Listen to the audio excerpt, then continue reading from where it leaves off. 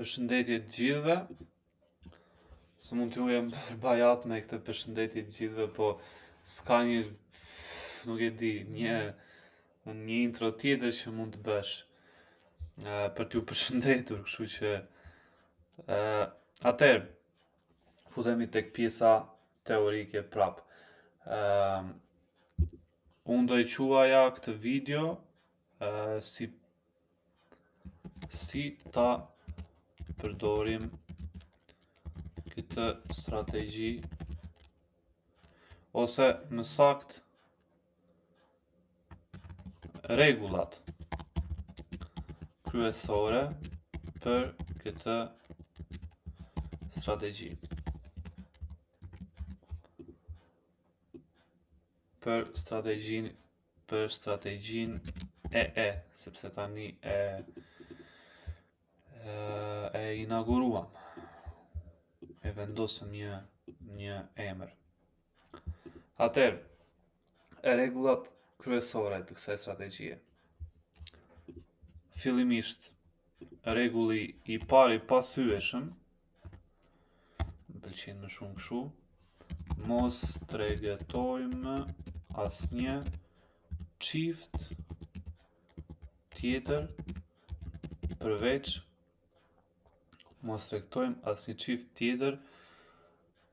përveç çifteve që i shpjegova në videon më përpara, Euro CF, Euro GBP, Euro USD, AUD USD, NZD USD. Asnjë lloj çifti tjetër. Mund të jetë strategji e cila mund të përdoret në goldi, mund të përdoret në në çfarëdo lloj çifti, por rekomandimi im është që këto dhe sipas rekomandimit t'ju tregova dhe pjesën e rrezikshmërisë që është ku është më profitable dhe ku është më pak profitable ose më e rrezikshme. Tjetër,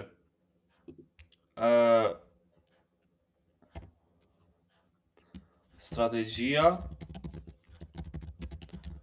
është e modelit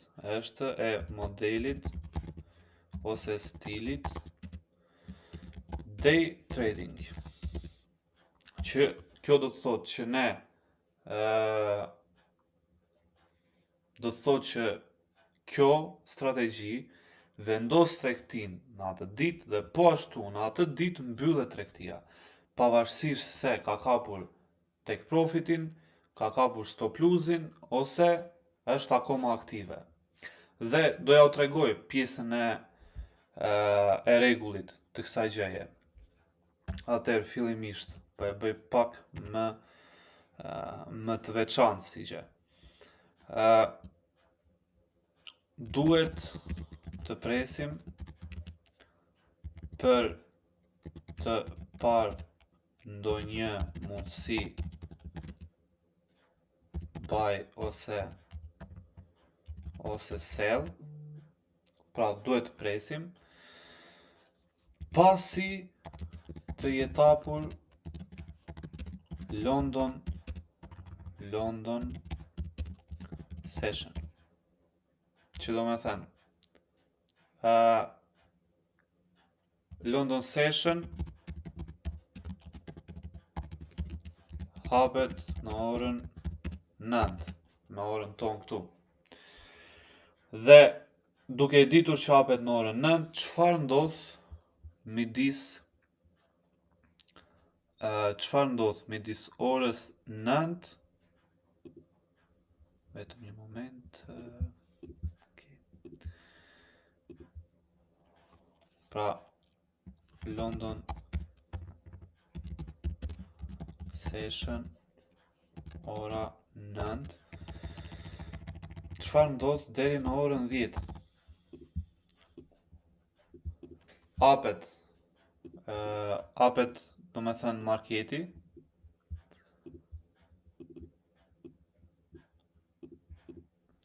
hapet sezoni londines Dhe nga ora 9 deri në orën 10, ajo çka mund të ndodh brenda këtij orari, 90% mos të them dhe më shumë, po 90% janë manipulimet. Mund të ndodhin për shembull refuzime false, mund të ndodhin impulse false, mund të ndodhin ndryshime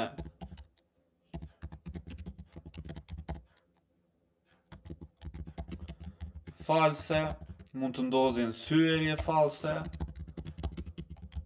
Pra, gjatë këtij orari mund të ndodhi çdo gjë e mundshme.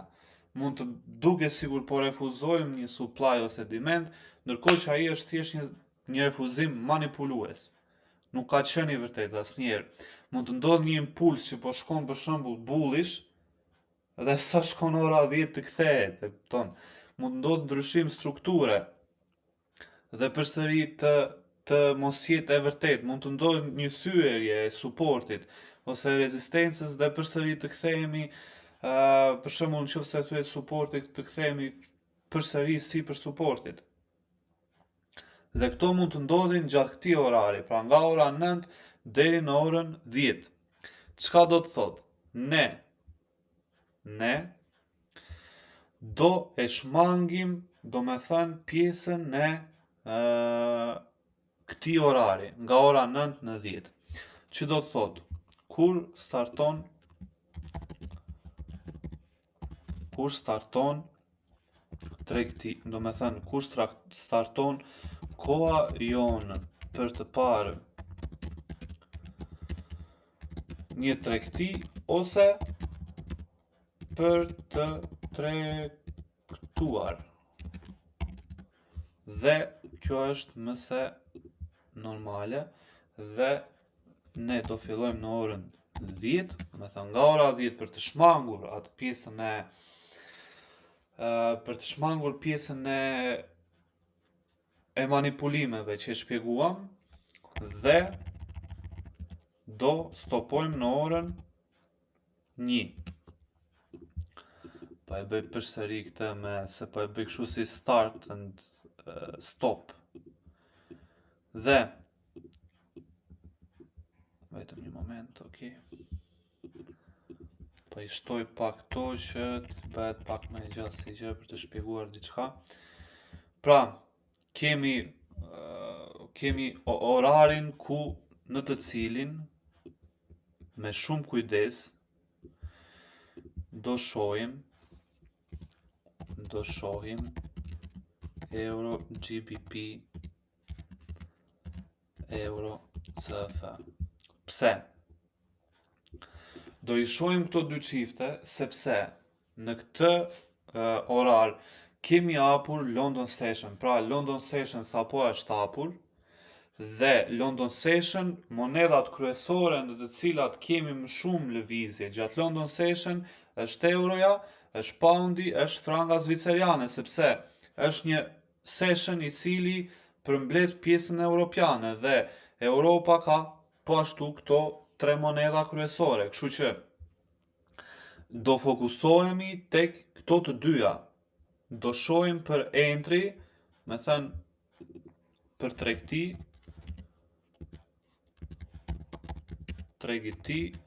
të mundshme. Do shohim vetëm këto të dyja. Pse do e ndalojmë ne, do me thënë, pse do e ndalojmë ne të parin e një mundësie pas orës 1? Do e shpjegoj edhe këtë. Pra, në qoftë se ne nuk bëjmë entry gjatë këtij orari, pra,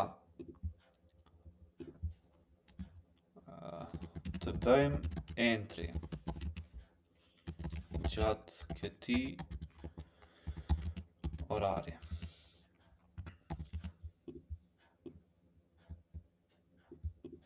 Sepse është një orar i cili mund na jap ne mundësi, mund të ketë lëvizje e të tjerë. Dhe çfarë ndodh? Marrim rastin e parë që ne nuk patëm mundësi që të vendosnim, pra nuk na dha marketi një mundësi gjatë këtij orari. Pse ora 1? Pse ora 1 me 2:30 nuk duhet prekur fare. Do e shpjegoj tani.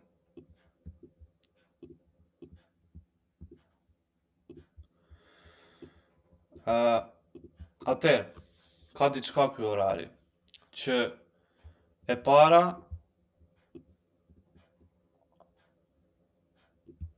kemi komplet këtë që e shpjeguam këtu, pra janë këto të pranishme. Pse? Sepse gjatë këtij orari jemi afër hapjes të New York Session, i cili është gati sezoni më i rëndësishëm i këtij tregu. Pra, hapet në orën 2, pra po e bëjmë kështu, në orën 2 hapet ky sezon. Por dhe përpara, pra një orë para, kemi tendencën që t'i kemi këto gjëra. Dhe gjysmore pasi, kemi tendencën që t'i kemi këto gjëra. Dhe në bazë të atyre të përvojës time, çfarë kam parë etj, mundohemi ta shmangim këtë lloj do me thënë orari, për entry po them, jo për ta mbyllur tregtin. Nëse ne kemi hapur një tregti gjatë këtij orari nga ora 10 në orën 1, nuk do e mbyllim gjatë orarit të London Session. Përkundrazi, do e lëm. Po them, nëse nuk kemi bërë entry, nuk do bëjmë entry as në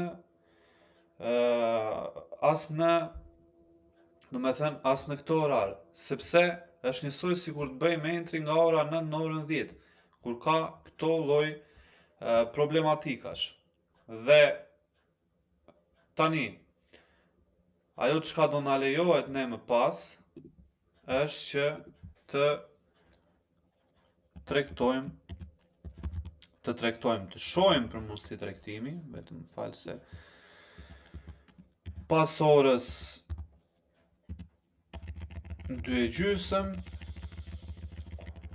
deri në orën 4 maksimumi, që mundet ta vetëm një moment, ta vendosim këtu që ta qartësojmë që këtu nuk bëjmë entry. Nuk bëjmë entry gjatë këtij orari. Dhe kemi këto orarin këtu,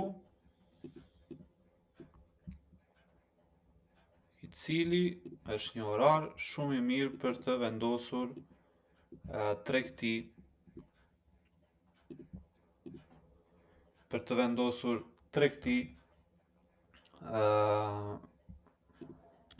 çiftet që i kemi fillimisht, pra këto çiftet plus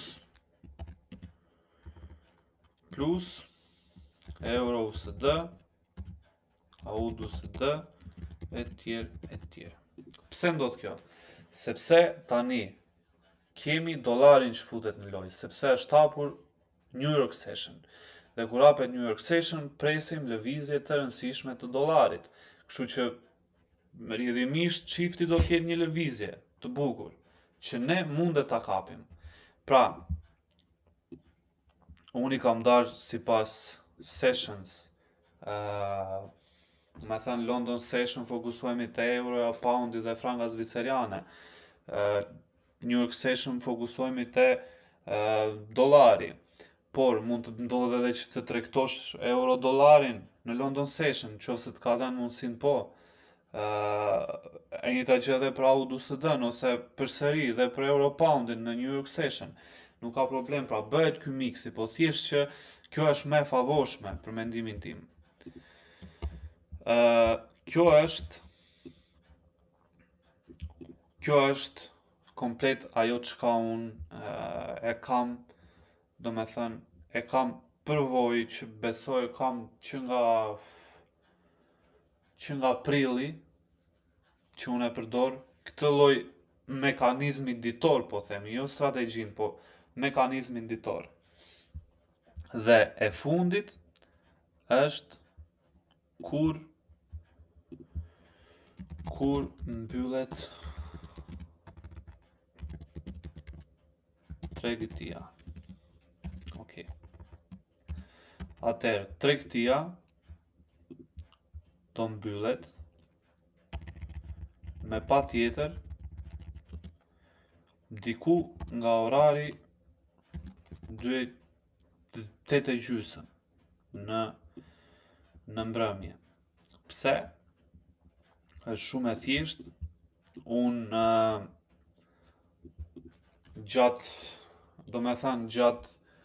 ditës çifti ose tregtia nuk të ka kapur as stop plus, nuk të ka kapur as take profit, asgjë.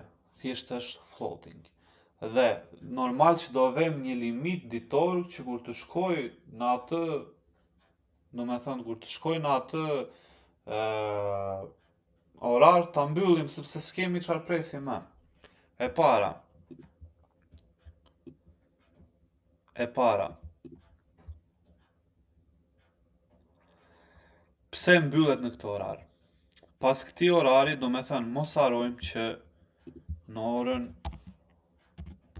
7 kemi mbylljen e 4 orashit të parafundit të ditës, po që është i fundit,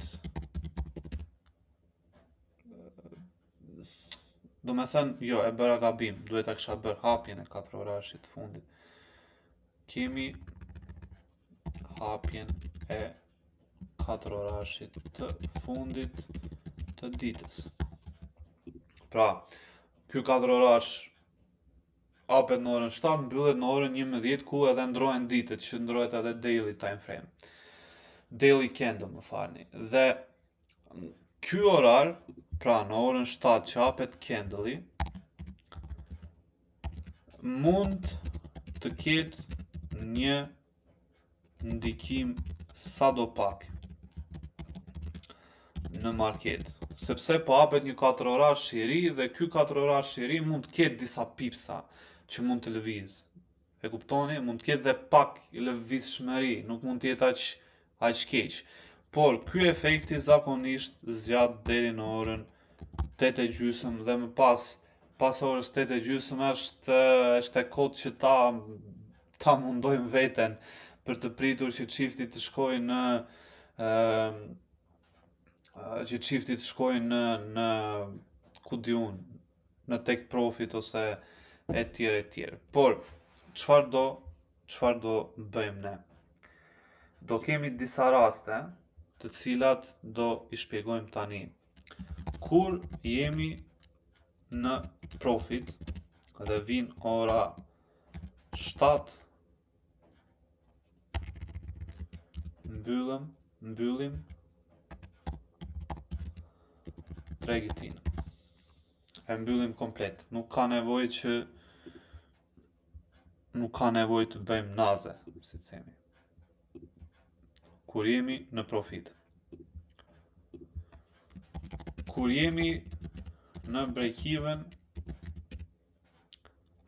dhe është ora 7. Përsërim, mbyllim tregtin. Pse? Pse në këto dy raste? Atëherë, siç thash, ngadalësohet pjesa e marketit, sidomos pas orës 7, mund të kemi, siç tham, pak lëvizje jo shumë të mëdha deri në orën 8:30 dhe më pas sa bie ai efekti i hapjes së 4 orashit, gjithçka bie në normalitet dhe marketi nuk lëviz pothuajse fare, dhe është e kot që ta mbajmë tregtin. Pra, kur jemi në profit, ne mund të mendojmë që ta mbajmë tregtin se mos shkoj në full take profit, pra të kap take profitin, në profitin total. Po çfarë mund të ndodhë është që mund të kemi një reverse edhe mund na kthehet në break even. Humbim atë profitin e vogël që jemi.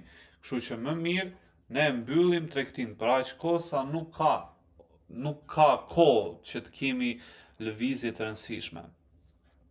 Dhe kur jemi në break even, thjesht e mbyllim tregtinë, në këtë, në këtë periudhë që ka edhe pak lëvizshmëri, mund të na shkojë në profit, po mund të na shkojë edhe në humbje. Kështu që e mbyllim në break even dhe zero sigurisht s'kemi tregtuar fare atë ditë. Dhe rasti kur ne do e lëm tregtinë është kur jemi në minus, kur vjen ora, domethënë ora 7,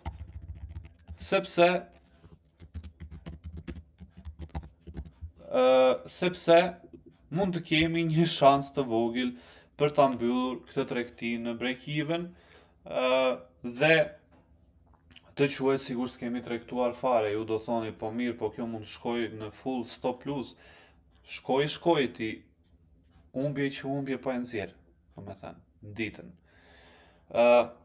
Dhe kjo është ajo që kjo është ajo çfarë unë mendoj se mundet të na ndihmojë për sa i përket përdorimit të kësaj strategjie, domethënë në daily basis, se po e them anglisht nga që se ka pa shqip. Pra, në qoftë se ne do fokusohemi tek rregullat kryesore më së shumti janë rregullat të cilat janë për sa i përket mekanizmit në background, jo se si ti po tregton, po çfarë rregulla të tjera ti do ndjekësh. Pra, kur do bësh entry, kur do dalësh nga entry, kur nuk do bësh tregti, etj. Pra, këto janë rregullat kryesore për sa i përket pjesës kronologjike. Pra, pjesës kronologjike të strategjisë, të kohës, kur do shohim, kur s'do shohim, kur do bëjmë, kur s'do bëjmë. Dhe kjo është arsyeja pse kjo strategji është e lehtë dhe është day trading. Por ajo çka ne nuk kemi shpjeguar është pjesa e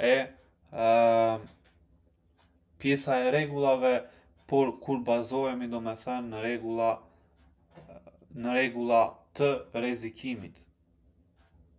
Pra, në rregulla të rrezikimit, dhe këtë gjë do e shpjegojmë në videon që vjen.